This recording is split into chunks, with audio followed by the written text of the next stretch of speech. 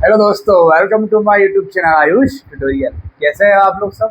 उम्मीद करता हूँ अच्छे ही होंगे।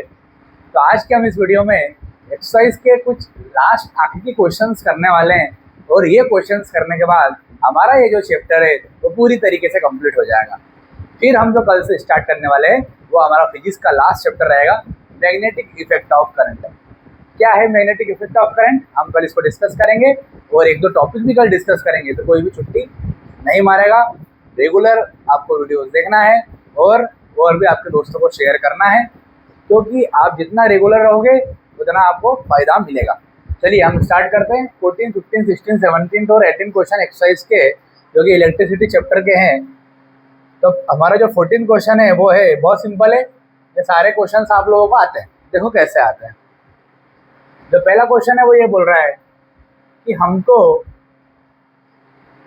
कंपेयर करना है, compare the power used in 2 ohm resistor in each of the following circuit. आपको 2 ओम रेसिस्टर पे कंपेयर करना है पावर। क्या करना है? पावर। वो बोलते ना किसमें कितनी पावर है। आइए देखते किसमें कितनी पावर है। तो 2 क्वेश्चन दिए हुए हैं, पहले की पावर निकाल लो, इसकी पावर निकाल लो, इसकी पावर और इसकी पावर, जिसमें जिसकी ज़्यादा वैल्यू आएगी उसकी ज़्यादा पावर। खत्म हो गया ना क्वेश्चन, कुछ भी दम नहीं। देखो कैसे। चलिए देखते हैं। पहला है कि वोल्टेज जो बैटरी है वो 6 वोल्ट की है और जो रेसिस्टेंस 2 लगाए वो सीरीज में लगाए हुए हैं। तो रेसिस्टेंस अगर सीरीज में लगाए हुए हैं, एक 1 ओम का लगा है, एक 2 ओम का लगा हुआ है, तो पहले वाले केस की बात कर रहे हैं हम। ये दूसरा वाला केस रहेगा। तो दोनों को सीरीज में लगाया कितना हो जाएगा? 3 ओम। वोल्टेज कितना है? 6 वोल्ट। तो यहाँ से करंट निकाल सकते हैं हम। करंट क्या हो जाएगा? V upon are. V है 6 और आर कितना है? 3। करंट आ गया 2 एम्पियर। अब आधे बोल रहे होंगे सर करंट क्यों निकाला? तो करंट इसलिए निकाला भाई, ये भी कोई सोचने वाली बात है। पावर निकालना ना भैया, और पावर का फॉर्मूला क्या होता है? आई स्क्वायर आर। आई कितना है? 2 एम्पियर, 2 का स्क्वायर। आर कितना है? आर 3 है, 3 लिख दिया। अब 2 का स्क्वायर कर लेंगे हम। 2 का स्क्वायर कितना आ जाएगा? 4। पर हमको जो है 3 ओम तो ठीक है, हमको किसके अक्रॉस निकालना है? 2 ओम रेसिस्टर के अक्रॉस निकालना है। तो हम लिख देंगे यहाँ पर जो रेसिस्टेंस की वैल्यू क्या लिखेंगे? 2। 2 क्यों लिखेंगे? क्योंकि हमको 2 के रेसिस्टर के अक्रॉस निकालना है, इसलिए। अगर वो बोलता सिंपल टोटल रेसिस्टेंस का बोलता तो हम सिंपल रेसिस्टेंस ही बोलता तो हम 3 रख देते। और उसने बोल दिया है कि आपको निकालना है power used in 2 ohm resistor. मतलब रेसिस्टेंस हमको यहाँ पर जो यूज करना है वो करना है 2 ओम, इसलिए हमने इसको यहाँ पर 2 ओम यूज किया। तो कितना आ गया? 8 आ गया। 8 वोल्ट। 2 2 जा 4, 4 2 जा 8। अब आधे बोलेंगे सर आप यहाँ पर आपने 3 क्यों यूज किया रेसिस्टेंस? क्योंकि बेटा जो सीरीज में हमको टोटल वोल्टेज था, टोटल रेसिस्टेंस था, तो यहाँ पर भी जो आएगा वो टोटल करंट आएगा। ये टोटल करंट कैसे आएगा? जो टोटल करंट होगा, टोटल वोल्टेज होगा, टोटल क्या होगा? रेसिस्टेंस होगा। समझ में आ गई बात? तो एक सिंपल पावर हमारा निकल कितना है? 8 वोल्ट आया। फिर हम अगली बात करते हैं। अगला क्वेश्चन क्या बोल रहा है? 4 वोल्ट का यूज कर रहे हैं, पैरेलल की बात कर रहे हैं। अब देखो सीरीज में करंट सेम होता है और पैरेलल में क्या होता है? पैरेलल में वोल्टेज सेम होता है। मतलब हम डायरेक्ट फॉर्मूला भी पावर का लगा सकते हैं। हमको पावर निकालना है तो पावर क्या होता है? V square upon R. एक तो आई स्क्वायर आर होता है, ये लगाया हमने। और यहाँ पे करंट सेम होता है इसलिए हमने करंट निकालना पड़ा हमको। यहाँ पर वोल्टेज सेम है। वोल्टेज कितना है? 4। तो 4 का स्क्वायर मतलब 4 इंटू 4। और आर कितना है? रेसिस्टेंस कितना है? ये 2 चीज़ें पैरेलल में, ये 2 चीज़ें काहे में? पैरेलल में। तो इनको सोल्व कर लो। देखो पैरेलल में तो 1/12 प्लस 1/2 कितना हो जाएगा बोलो? 12 एलसीएम आएगा। ऊपर आ जाएगा 1, फिर आ जाएगा 6, ऊपर आ जाएगा 1। ये है ना भैया, बोला ना 4 volt battery in parallel with 12 ohm and 2 ohm resistor. अब यहाँ पर अपना कितना है? 16। कितना आया? पर ये पैरेलल निकालने की कोई जरूरत नहीं है। पूछो क्यों? क्योंकि देखो यहाँ पर हो रहा है 7/12, इसका रेसिप्रोकल करेंगे तो आ जाएगा R इक्वल टू 12/7। ये करने की आपको आवश्यकता नहीं है। क्यों? क्योंकि उसने बोल दिया है कि भैया 2 ओम के रेसिस्टर के अक्रॉस निकालना है, बात खत्म हो गई। तो 2 ओम के अक्रॉस भी वोल्टेज तो क्या होगा? सेम होगा, 4 ही होगा। 4 ही होगा ना, इसलिए वोल्टेज हमने लिया 4। वोल्टेज के लिए 4। 12 ओम के अक्रॉस भी वोल्टेज लेते तो सेम होता, क्योंकि पैरेलल वोल्टेज क्या है, सेम है। तो वोल्टेज हमने ले लिया 4, 4 4 जा 16, और आर कितना है 2, 2 है, कितना आ जाएगा 8 आ जाएगा, कितना आ जाएगा 8 आ जाएगा। तो यहाँ पे दोनों का जो आंसर आ रहा है वो 8 वाट आ रहा है, मतलब पावर दोनों की क्या आ रही है, सेम आ रही है। इसका भी पावर सेम आ रहा है और इसका भी पावर 8 वाट आ रहा है। ये निकालने की हमको आवश्यकता नहीं है, क्योंकि हमको वोल्टेज दिया हुआ था जो कि सेम था, पैरेलल में पता है, तो वोल्टेज दिया हुआ था 4, 4 रख दिया, 2 के क्रॉस भी 4 होगा, तो 2 के क्रॉस निकाला, रेजिस्टेंस 2 रख दिया। बट 2 के क्रॉस निकालेंगे रेजिस्टेंस 2 ही बोलेगा ना, अगर 12 ओम के क्रॉस बोलता है 12 रख देते हैं यहाँ पे सीधा, नोट डाउन कर लो इसको। अगला क्वेश्चन करते हैं,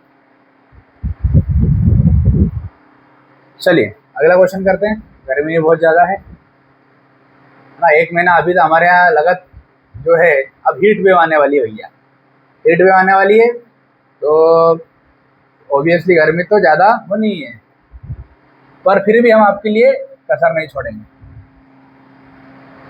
चलो देखते हैं। बहुत सारे बच्चे होते सर आप तो स्टीफन हॉकिंस जैसे काम करते हो, क्यों भैया? मैंने भैया सर आप तो नॉलेज पढ़ाने का तरीका एक नंबर है, और राइटिंग में थोड़ी और आपको डिस्क्रिप्शन बॉक्स में सारे आंसर मिल जाएंगे। राइटिंग का तो भैया ऐसा है कि स्टीफन मुझे हाथ पैर भी काम नहीं करते थे, दिमाग चलना चाहिए, दिमाग जो समझा रहा वो आना चाहिए, कॉन्सेप्ट क्लियर होना चाहिए। आखिर में गोले ही भरना है कॉम्पिटिटिव एग्जाम में, ये लिखना ही है। लिखना है क्या? नहीं, एमपीपीएससी की तैयारी करोगे, यूपीएससी की, तो ही खाली आपको लिखना है, वो तो लिख लिख के इतनी प्रैक्टिस हो जाती है कि बात ही खत्म हो जाती है। आपको दिमाग फ्री होना, दिमाग चलाना जरूरी है, दिमाग दिमाग दिमाग दिमाग अच्छा होना चाहिए। चलो देखते हैं यहाँ पर हमारा दिमाग कैसे चल रहा है।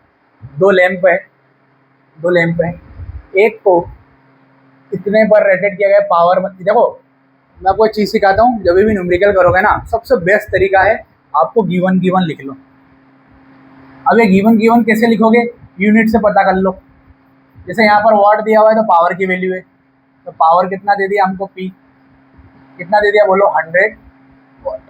फिर हमको वोल्टेज, वोल्ट से पता लगा लिया कि वोल्टेज की वैल्यू है, तो हमको वोल्टेज कितना दे दिया अभी, हमको वोल्टेज दे दिया अभी 220 वोल्ट। समझ में आ रही बात की नहीं आ रही? अब वो बोल रहा है एक अदर, एक और लैंप है, मतलब अदर एक और कनेक्ट किया गया, बोला ना 2 लैंप है, तो एक का तो पावर इतना है और एक का वोल्टेज इतना है, दूसरे का पावर कितना है 60। तो एक लैंप तो ये रहा फर्स्ट लैंप, ये यहाँ कर लेते हैं। सेकेंड लैंप, सेकेंड लैंप में क्या है, इतना पावर कितना भैया 60 वॉट है, और वोल्टेज कितना है 220 वोल्ट है, ठीक है 220 वोल्ट है। अब पूछ क्या रहा वो, कनेक्टेड इन अ पैरेलल, इनको कैसे कनेक्ट कर गए हैं, दोनों लैंप पैरेलल कनेक्ट किए गए हुए हैं, मतलब अगर एक डिवाइस भी डैमेज हो गया ना, दूसरा हमारा चलता रहेगा। सबसे खासियत है पैरेलल कनेक्शन के। सीरीज में अगर कनेक्शन करते हैं तो एक हमारा अप्लायंस या कुछ भी बल्ब वगैरह हमारा खराब होता है, तो बाकी अप्लायंस भी हमारे खराब हो जाते हैं सीरीज में। इसलिए हम चीज़ों को पैरेलल, घरों में भी जो कनेक्शन किया जाता है वो पैरेलल किया जाता है, ठीक है। तो वो बहुत सिंपल क्वेश्चन है। वो बोल रहा है कैसे, आप खुद भी कर सकते हो। वो बोला करंट निकालो, करंट निकालो जो कहाँ से पास हो रहा है, 220 वोल्ट से पास हो रहा है, वोल्टेज से। मतलब जैसे मान लो ये बैटरी लगी हुई है, कितने वोल्ट की है, और ये वोल्टेज इतना है, तो यहाँ पर पैरेलल में 2 कनेक्शन किया होगा, एक बल्ब यहाँ लगा दिया, एक बल्ब यहाँ लगा दिया। अब ये करंट यहाँ से जो जा रहा था आई करंट, वही वापस यहाँ पे आई जा रहा है आई करंट, तो यही हमको टोटल आई करंट निकालना है, ये टोटल आई करंट निकालना है। यहाँ पे I1 करंट चले गया, यहाँ पे I2 करंट चले गया, फिर यहाँ से I1 आ गया, यहाँ से फिर I2 आ गया, यहाँ से I1 आ गया, ये 2 बल्ब लगे हैं पैरेलल में, यहाँ से अपन दोनों मिलकर कौन सा करंट निकलेगा, आई। तो यही करंट जो यहाँ पर 220 वोल्ट पे आ रहा है, हमको निकालना है कि टोटल करंट निकालो। क्या निकालो? टोटल करंट निकालो। तो टोटल करंट हम कैसे निकालेंगे? बस सीधी सी बात है ना, एक बार इसके लिए करंट निकाल लो फर्स्ट के लिए, एक बार सेकंड के लिए करंट निकाल लो, हमारा टोटल करंट निकल जाएगा। समझ में आई बात नहीं? सिर्फ 5 मिनट का और बचा वीडियो, ध्यान से देखना कैसे। एक बार इसका करंट निकाल लो, एक बार इसका करंट। तो पावर का फॉर्मूला होता है वोल्टेज इंटू करंट। यहाँ पर भी जो पावर का फॉर्मूला हो जाएगा वोल्टेज इंटू करंट। यहाँ पर वोल्टेज कितना है 220, करंट कितना है 60। यहाँ पर वोल्टेज कितना है 220, करंट कितना है बोलो रे, करंट कितना है 100। ये हो गया हमारा, ये दोनों को क्या हो गया, पावर हो गया। पर हमको निकालना था करंट, करंट निकालना था, हाँ करंट निकालना था। गलत हो गया ना आपने, कोई बोल भी नहीं रहा है, या ऑफलाइन जो बैठे हो तो बोलो। देखो भैया यहाँ पर उन्होंने बोला है करंट निकालो, क्या निकालो, करंट। तो करंट का फॉर्मूला यहाँ से हो जाएगा P/V। अब पावर कितना है 100, आई कितना है, V कितना है 220, आई तो निकालना है। फिर यहाँ से भी आई निकाल लेते हैं, इसको I1 ले लेते हैं, इसको I2 ले लेते हैं। यहाँ भी क्या हो जाएगा, पावर अपन वोल्टेज। भैया पावर ऊपर रहेगा, वोल्टेज नीचे आ जाएगा। पावर कितना है 60, वोल्टेज कितना है 220। अभी 0 से 0 कैंसिल कर दो, ठीक है ना। ये करंट का में आ गया, एम्पियर में आ गया। अब हमको क्या निकालना था, टोटल करंट। वो टोटल आई करंट निकालना था ना, आई इक्वल टू क्या हो जाता है, I1 प्लस I2। हमने देखा था कि I1 इधर से करंट आ रहा था, I2 इधर से, दोनों मिलकर क्या करंट बन गया था, आई करंट बन गया था। पर हमको 220 वोल्ट पर कितना करंट जा रहा है वही हमको निकालना था। तो टोटल करंट निकालने के लिए हम क्या करेंगे, I equal to I1 plus I2 total current के लिए। बस खत्म हो गया, आंसर आ गया हमारा। I1 की वैल्यू रख दो, I2 की वैल्यू रख दो। I1 की वैल्यू कितनी, 10/22, 10/22।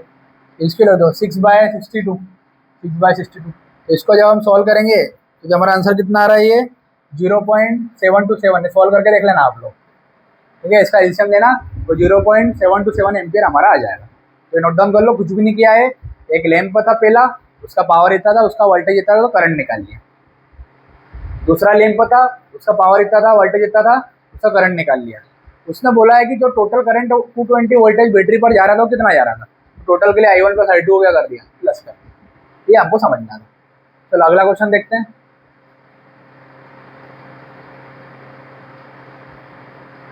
बहुत सिंपल क्वेश्चन है ये तो, बहुत ही ज्यादा सिंपल क्वेश्चन है यार। इससे ज्यादा सिंपल क्या होगा, इससे ज्यादा सिंपल क्या होगा भाई, इससे ज्यादा सिंपल क्या होगा। चलो मैं बोल रहा है विच यूजेस मोर एनर्जी, कि एनर्जी कौन ज्यादा यूज कर रहा है हमको बताना है। एनर्जी मतलब हीट भी एक प्रकार की एनर्जी के फॉर्म में होती है, जिसका फॉर्मूला क्या हो जाता है, V इंटू आई इंटू टी। या एक और फॉर्मूला होता है हीट का या एनर्जी का, ये हीट का या एनर्जी का क्या हो जाएगा, वोल्टेज इंटू करंट क्या हो जाएगा, पावर। क्योंकि पावर इक्वल, पावर क्या होता है, पावर क्या होता है, voltage into current, voltage into current, voltage into current. ये वोल्टेज इंटू करंट को पावर लिख दिया, पूरे टाइम ऐसा का ऐसा। तो ये हमारा एक फार्मूला बन जाता है, ये हमारा क्या बन जाता है, एक फार्मूला बन जाता है। ठीक है, बहुत सिंपल है। वी आई टी है, वी और आई को लिख दिया पावर, और टाइम ऐसा का ऐसा। आगे बस समझ में। तो बच्चा पार्टी कुछ भी दम नहीं है, उसने बोला एनर्जी किसमें ज़्यादा कंज्यूम कर रहा है, पावर देख लो क्वेश्चन में और टाइम देख लो, वैल्यू पुट कर दो, आंसर आ गया। तो पहले हम निकालते किसके लिए पूछा उसने, कि how which uses more energy, कौन ज़्यादा एनर्जी यूज़ कर रहा है। 250 watt of TV set in 1 hour, कि भैया कि टीवी की अगर बात करें कि टीवी ज़्यादा कंज्यूम कर रही है पावर, या फिर 1200 वाट टोस्टर यूज़ कर रहा है 10 मिनट के लिए, तो टोस्टर ज़्यादा यूज़ कर रहा है, इलेक्ट्रिक टोस्टर। तो बहुत सिंपल है, कुछ भी नहीं, एनर्जी निकालना है, इसकी एनर्जी निकाल लो या हीट निकाल लो, क्या होता है पावर इनटू टाइम। या इसकी एनर्जी निकाल लो या हीट निकाल लो, क्या होता है पावर इनटू टाइम। क्या हो जाएगा इसका, एनर्जी या हीट। इसका पावर कितना टोस्टर का, टोस्टर का पावर है 1200 वाट, कितना है 1200 वाट। इसका जो पावर है वो है 1200 वाट, मेरा ना 1200 वाट टोस्टर के लिए। टाइम कितना ले रहा है 10 मिनट, टाइम तो ले रहा है ये 10 मिनट। ये रख दो 10 मिनट, ये रख दिया 10 मिनट। अब यहाँ पर देख लेते हैं, यहाँ पर कितना बोल रहा है पावर, वो 250 वॉट पे 1 आवर तक चल रहा है, तो 250 वॉट है ना, वो कितना है 1 आवर्स तक। अब दोनों का एनर्जी निकाल लो। तो सबसे अच्छी बात है कि पहले ये आवर्स को और मिनट्स को सेकेंड्स में कन्वर्ट करना पड़ेगा, और पावर तो वाट में ही ऑलरेडी, इसको करने की ज़रूरत नहीं है। तो आपको आवर्स को और मिनट्स को सेकेंड्स में कन्वर्ट करना है, जिसकी ज़्यादा वैल्यू आ गई उसमें उतनी ज़्यादा पावर एनर्जी। तो देखो क्या हो जाएगा, ये 250 इंटू 1 आवर्स में कितने सेकंड होते हैं, 3600 सेकेंड्स होते हैं, याद कर लेना। 1 आवर्स में 3600 सेकेंड होते हैं। कैसे होते हैं, देखो 1 आवर में 60 मिनट होते हैं, 60 मिनट्स, फिर 60 ऐसा कैसा लिखा हमने, फिर 1 मिनट में 60 सेकेंड्स होते हैं। इन दोनों को मल्टीप्लाई कर दो, 6 6 36, 0 0 2 बार, ये आ गया, क्या आ गया 1 आवर्स में 3600 सेकेंड। इन दोनों को मल्टीप्लाई करेंगे तो हमारा एनर्जी आ जाएगा। तो हमारा एनर्जी कितना आ रहा है, अगर हम बात करें टीवी का, तो 9 इंटू 10⁵ जूल आ रहा है, 9 इंटू 10⁵ जूल आ रहा है। तो ये जो हमारा को सॉल्व करेंगे जैसे ही हम, तो हमारा आ जाएगा 9, इसकी एनर्जी जो आ रही है हमारी 9 इंटू 10⁵ जूल आ रही है। ये टीवी कितनी एनर्जी कंज्यूम कर रहा है, कैसे निकाला, पावर इंटू टाइम। सिंपल, कोई दम नहीं है, फिजिक्स में कोई दम नहीं है, क्योंकि एनर्जी क्या हो गया, पावर एंड टाइम। एनर्जी लिख दिया मैं 250 वॉट, टाइम लिख दिया हमने 1 आवर्स। 1 आवर में 3600 सेकेंड्स लिख दिए। कैसे 1 आवर्स को 3600 यहाँ पे मैंने करके बता दिया है, ये कर दिया। एनर्जी आ गया 9 10 टू द पावर 5। अब अगर हम बात करें, बहुत सिंपल चीज़ें है, ये तो आ गया हमारा एनर्जी। अब दूसरी टोस्टर की बात करते हैं। टोस्टर में हमको एनर्जी निकालना है, तो यहाँ पर पावर तो कितना है, 1200 वॉट है, 1200 वॉट है। फिर ये मिनट्स को हमको सेकेंड्स में जाना है, तो मिनट्स हमको सेकेंड में जाने के लिए 60 का मल्टीप्लाई करना है। तो 60 का क्या कर दो इसमें मल्टीप्लाई, तो 60 का मल्टीप्लाई करेगा सेकेंड में कन्वर्ट हो जाएगा। अब सिंपल इसका हमको मल्टीप्लाई करना है, ये आ रहा है लगभग 7.2 into 10 to the power 5 joule. तो इसकी जो एनर्जी निकल के आएगी 7.2 10 टू द पावर 5 जूल लगभग आने वाली है। अब 7 कैसे आ रहा है, 12 छंग 72 हो रहा है, 12 छंग 72, पॉइंट एक शिफ्ट करेंगे 10 टू द पावर 5 हो जाएगा। अब देखो यहाँ पर देखो कितना एनर्जी है, तो टीवी की एनर्जी है वो 9 इंटू 10 टू द पावर 5 है, और यहाँ पर कितनी है 7.2 10 टू द पावर 5 है। तो सीधी सी बात है, कौन ज़्यादा एनर्जी कंज्यूम कर रहा है, हमारा जो टीवी है वो ज़्यादा एनर्जी कंज्यूम कर रहा है, क्योंकि यहाँ 9 है और यहाँ पर 7 है। तो कितना सिंपल क्वेश्चन है, इससे सिंपल क्वेश्चन कुछ नहीं हो सकता बेटा, क्योंकि उसका सिंपल पूछा था एक टीवी है, एक इलेक्ट्रिक टोस्टर है, उसकी एनर्जी निकालो, उसका हीट निकालो, हीट एनर्जी। हीट एनर्जी कितना है, कितना ज़्यादा कंज्यूम कर रहा है वो, कितने रेट पे, रेट नहीं, रेट पूछता ना तो पावर निकालो। जब भी रेट शब्द आए पावर निकालो, क्योंकि पावर क्या होता है, W/T, rate rate rate rate of doing of work, power. समझ मेरी बात। तो यहाँ पर क्या हो रहा है, एनर्जी पावर इंटू टाइम हो गया। पावर की वैल्यू क्वेश्चन में दी हुई है टीवी की 250 है, टाइम दिया हुआ है 1 आवर्स है, सॉल्व किया, एनर्जी कितना आ गया 9 10 टू द पावर 5। यहाँ भी हमको पावर दिया हुआ है 1200, टाइम दिया हुआ है 10 मिनट, सॉल्व किया 7.2 10 टू द पावर 5 आया। तो हमारा क्या आ गया, इलेक्ट्रिक टोस्टर की एनर्जी आ गई। कितनी एनर्जी कंज्यूम कर रहा है, इतनी एनर्जी। ज़्यादा कौन कर रहा था, 9 10 टू द पावर 5, टीवी कर रहा है कि टोस्टर कर रहा है, बताओ। टीवी कर रहा है ना, क्योंकि टीवी की जो वैल्यू ज़्यादा है, तो टोस्टर की जो वैल्यू है, एनर्जी है, वो कम है। ठीक है, चलो अगला क्वेश्चन देखते हैं, नोट डाउन भी करते जाना भैया साथ साथ। हम मात्र 1 2 क्वेश्चन और बचे हैं, बहुत सिंपल है, फिर हमारा काम अच्छा खत्म।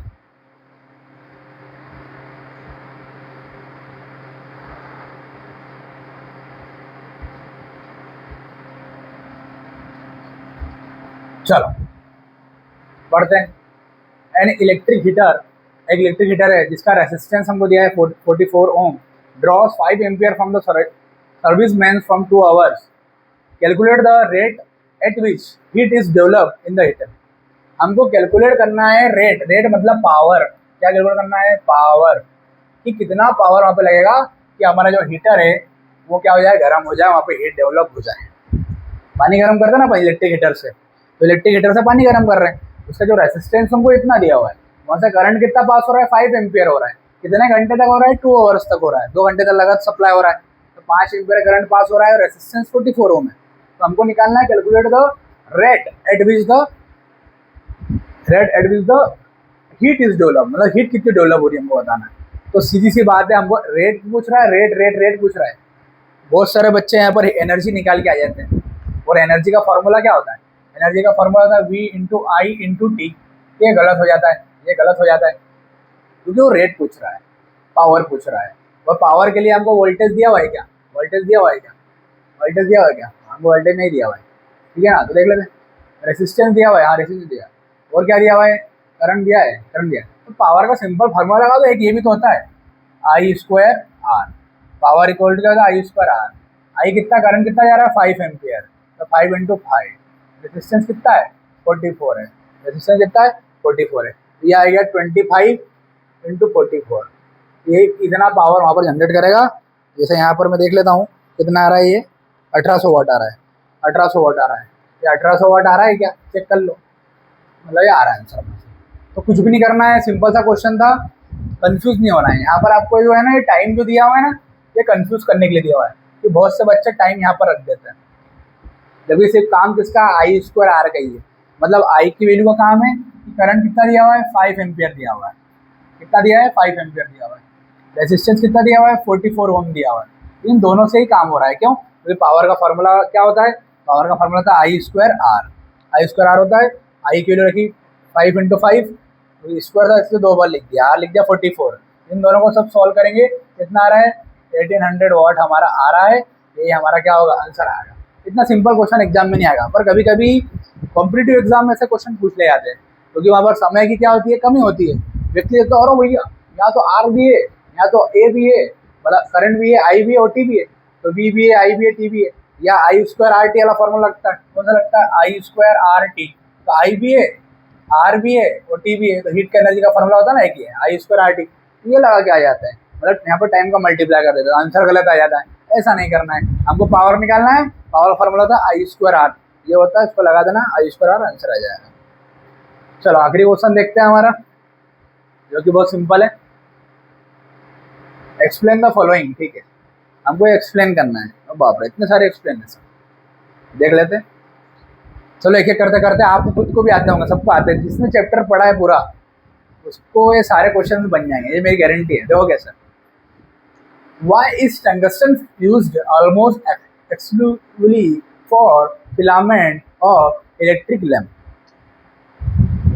वहाँ पर टंगस्टन फिलामेंट यूज क्यों किया जाता है हमको बताना है।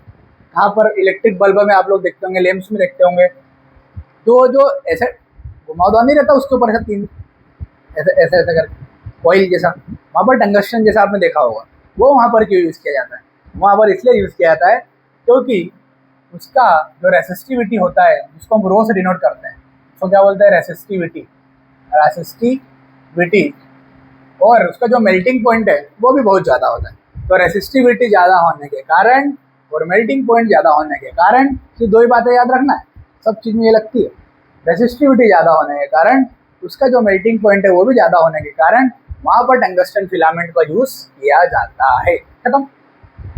रेसिस्टिविटी ज़्यादा होने के कारण मतलब क्या, कि रेसिस्टिविटी अगर ज़्यादा होगी तो वहाँ पर हम कुछ भी वहाँ पर डैमेज नहीं होगा, प्रॉपर वहाँ पर हीट प्रोड्यूस होती रहेगी, जितना करंट की आवश्यकता है वहाँ पर पास होता जाएगा और हीट वहाँ पर प्रोड्यूस हो जाएगी थोड़ी देर बाद, थोड़ा लंबा समय के बाद। दो चीज़ें आपको लिख के आना है एग्जाम में, आंसर आपको डिस्क्रिप्शन बॉक्स में मिल जाएंगे, और यही आंसर है कि रेसिस्टिविटी ज़्यादा होती है और मेल्टिंग पॉइंट भी ज़्यादा होता है, जिस वजह से वहाँ पर हीट प्रोड्यूस हो जाती है और कुछ भी अप्लाइड डैमेज नहीं होता। अब सेकेंड वाला देखो, why are the conductors of electric heating devices such as bread toaster and electric iron made up of alloy rather than and pure metals, ज़्यादा देन प्योर मेटल्स। तो वहाँ पर बोल रहा है कि जो इलेक्ट्रिक आयरन होती है और जो टोस्टर होते हैं, जो हमारे जिससे हम हमारे ब्रेड को सेकते हैं, या जो प्रेस होती है, जो आयरन होती है, इलेक्ट्रिक आयरन होती है, उसको एलॉय से बनाया जाता है। किससे बनाया जाता है, एलॉय से, उसको मेटल से नहीं बनाया जाता। ऐसा क्यों होता है, क्योंकि वही रीज़न आएगा कि इसकी रेसिस्टिविटी ज़्यादा होती है, इसकी रेसिस्टिविटी ज़्यादा होती है। समझ में आ गई बात, किसकी, एलॉय की। किसके कंपेरिजन में, मेटल के कंपेरिजन में। मेटल की रेसिस्टिविटी सबसे कम होती है, मतलब इसका रेसिस्टेंस भी सबसे कम होता है, मतलब यहाँ पर करंट ज़्यादा से ज़्यादा पास होता है। इसलिए जो इलेक्ट्रिकल ट्रांसमिशन लाइन है वहाँ पर मेटल्स का यूज़ किया जाता है, कंडक्टर का यूज़ किया जाता है, एल्यूमिनियम और कॉपर वायर का यूज़ किया जाता है, क्योंकि एल्यूमिनियम एंड कॉपर वायर का यूज़ किया जाता है, क्योंकि रेसिस्टिविटी कम होगी तो रेसिस्टेंस कम होगा, रेसिस्टेंस मतलब करंट को रोकने वाला कम होगा, करंट को रोकने वाला कम है तो करंट वहाँ पे ज़्यादा से ज़्यादा फ्लो करेगा। करंट अगर ज़्यादा फ्लो कर रहा है तो इसका मतलब ये है कि इसकी जो रेसिस्टिविटी होती है मेटल की वो कम होती है, रेसिस्टेंस कम होता है, तो करंट ज़्यादा होता है। तो इसी का उल्टा काम हो जाएगा एलॉय में, कि एलॉय की रेसिस्टिविटी ज़्यादा होती है या करंट कम पास होता है, बट लंबे समय तक करंट पास होता है तो वहाँ पर हीट प्रोड्यूस हो जाती है, जिससे हमारे ब्रेड सिक जाते हैं। ठीक है, तो ये हमारा आंसर है, वही की रेसिस्टिविटी इसकी क्या होती है, ज़्यादा होती है। चलो अब सी वाला देखते हैं। सी वाला क्या बोल रहा है, देखो ध्यान से। सी वाला क्या बोल रहा है, why is the series arrangement use for domestic circuit. Series combination not बोला होगा, नॉट, कि सीरीज कॉम्बिनेशन हम क्यों यूज नहीं करते डोमेस्टिक सर्किट्स में, हमारे घरों में।